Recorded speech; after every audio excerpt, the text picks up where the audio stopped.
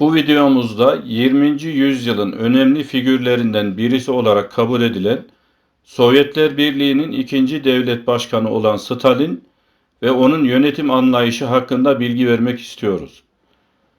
Bu konuyu seçmemizin sebebi Stalin'in uyguladığı baskıcı ve totaliter politikalar neticesinde milyonlarca insan yargısız infazlarla, sürgünlerle, gönderildikleri kamplarda ve çıktıkları yollarda kötü şartlardan dolayı hayatlarını kaybetmişlerdir.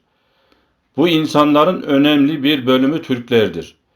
Ayrıca Stalin Türklere hem etnik ve hem de kültürel soykırım uygulamıştır. Bu sebeplerden dolayı bu konuyu seçmiş bulunuyoruz. Sovyetler Birliği döneminde Lenin'den sonra yönetimi Stalin eline aldı. Stalin, Komünist Sovyetler Birliği'nin Lenin'den sonraki ikinci devlet başkanıdır. Gürcü asıllıdır. Asıl ismi Yosif Vissarionovich Çuvaşvili'dir. Doğum tarihi 18 Aralık 1878, ölüm tarihi 5 Mart 1953'tür. Gürcistan'ın Gori şehrinde doğmuştur. Sovyetler Birliği'ni 1924 yılından ölümüne kadar, yani 1953 yılına kadar diktatörlükle yönetti. Sovyetler Birliği'ni askeri ve endüstriyel yönden süper bir güce dönüştürdü.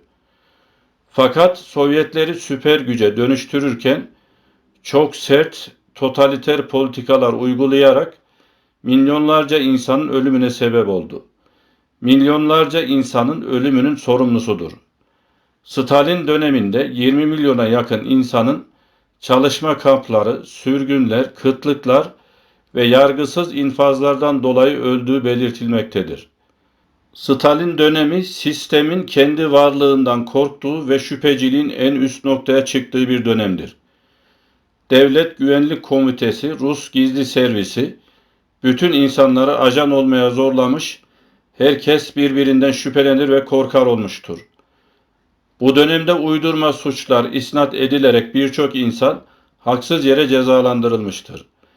Devletin bu acımasız tavrı toplumda büyük bir korku ve panik meydana getirmiş, çok sayıda insan rejime ve yönetime yaranmak ve yakın görünebilmek için birbiriyle yarışır hale gelmiştir. Rejim ve devletle işbirliği yapmak adeta hayatta kalmanın tek yol olmuştur.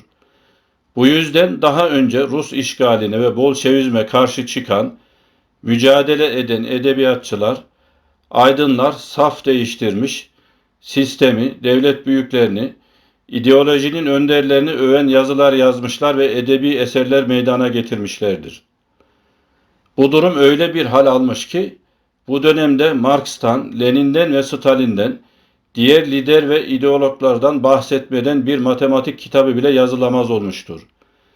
Kitabın başında önce bu liderlere övgülerde bulunup atıflar yaptıktan sonra asıl konuya geçilmiştir. 1924 yılında Türkistan'da meydana gelen direniş hareketleri sırasında binlerce aydın ve sivil Ruslar tarafından katledilmiştir. Yine 1924 yılında Rusların yaptığı düzenlemeler sırasında Harezm, Buhara ve Türkistan Cumhuriyetleri dağıtılmış, onların yerine Türkistan toprakları etnik bir ayrıştırmaya bağlı olarak Özbekistan, Türkmenistan, Kazakistan, Kırgızistan ve Tacikistan şeklinde bölünmüştür. Lenin döneminde başlayan konuşma dillerini yazı diline dönüştürme projesi Stalin döneminde de devam ettirilmiş. Bu projenin arkasından alfabe değişiklikleri gündeme gelmiştir.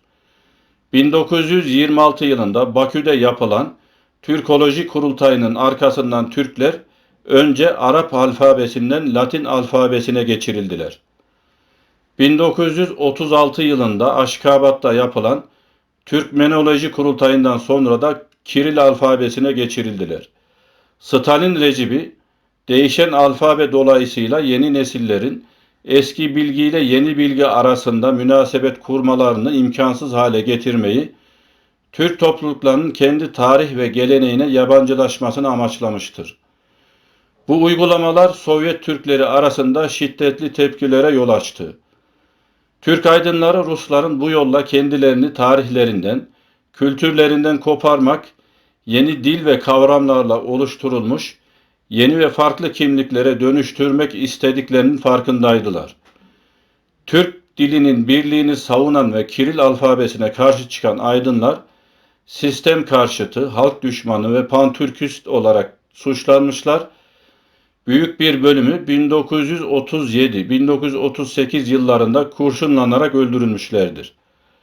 Sovyetler Birliği Komünist Partisi'nin 15 Ağustos 1931 tarihli kararında yazarların asıl görevinin partinin politik amaçlarına hizmet etmek olduğu belirtilmiştir. 1937-1939 yılları arası Stalin rejiminin çok özel bir dönemini oluşturur. Bu dönemde Sovyetlerde mevcut olan yargı organlarına yenileri eklenmiştir.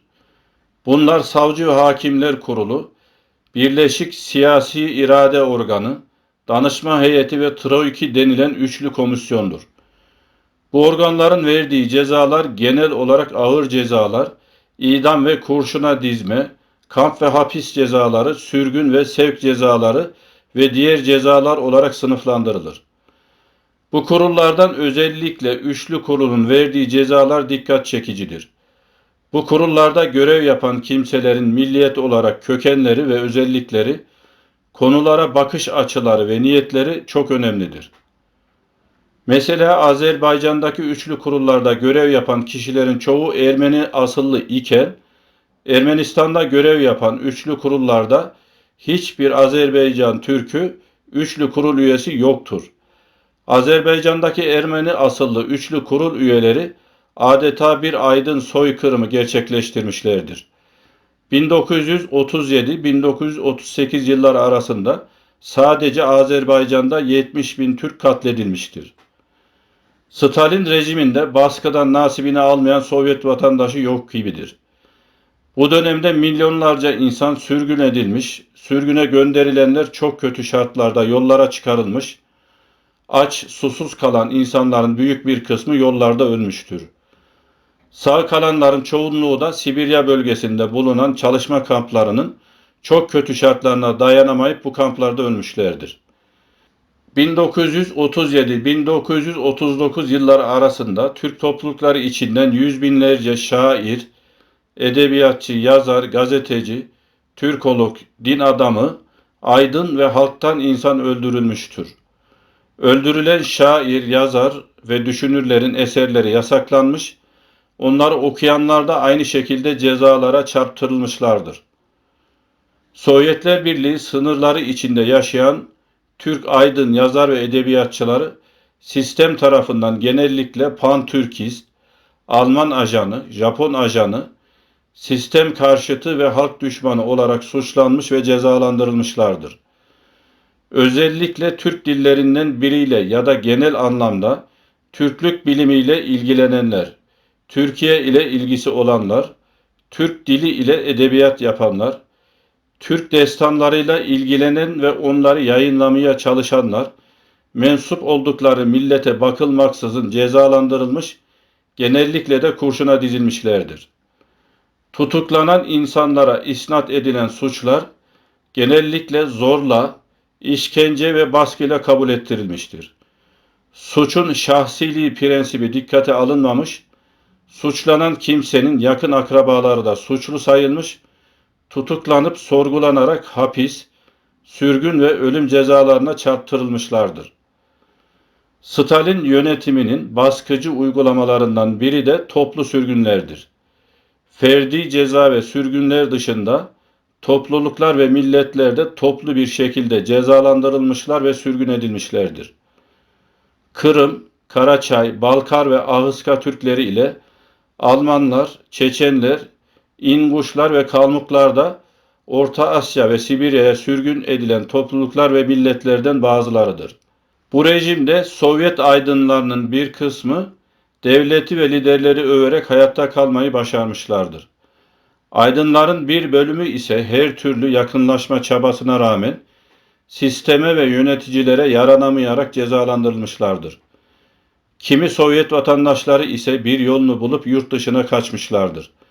Bunlar arasında değişik milletlerden olan çok sayıda bilim adamı, sanatçı, sporcu, yazar ve şair de vardır. İkinci Dünya Savaşı'nda çok sayıda Türk soylu asker Sovyet ordusunda Almanlara karşı savaşmış ve bunlardan bir kısmı Almanlara esir düşmüştür. Sovyet ideolojisi ve Stalin despotluğu özellikle yazarları, şairleri, edebiyatçıları, folklorcuları, kısaca sosyal bilimci aydınları hedef almıştır.